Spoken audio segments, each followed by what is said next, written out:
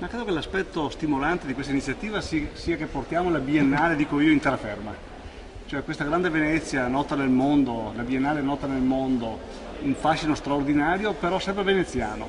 In qualche modo sempre, per certi aspetti, anche se le visite sono importanti numericamente, ma in qualche modo in nicchia. Beh, riuscire a far sì che il nostro Veneto, che nacque con le ville venete, quindi un tessuto che vedeva Venezia proiettata nel territorio, porti anche l'arte del biennale nel territorio rivolta ai nostri artisti, credo sia un effetto stimolante. Ringrazio Sgarbi che ha avuto questa idea per l'Italia, credo che abbia trovato in Veneto una collocazione straordinaria, quindi credo che anche Sgarbi avrà avuto il piacere di allestire qua una mostra in un ambiente così pieno di fascino e credo che questo sia il bello di questa giornata. Abbiamo l'ambizione che se Sgarbi manterrà o chi per lui, che continui questo tipo di progetto dell'arte a terra, ma credo che sia una vetrina anche per i nostri artisti che dovranno continuarsi su Piazzolla nel futuro. Oggi 61 artisti sono qua assieme in collettiva, la metto così come termine vecchio, no?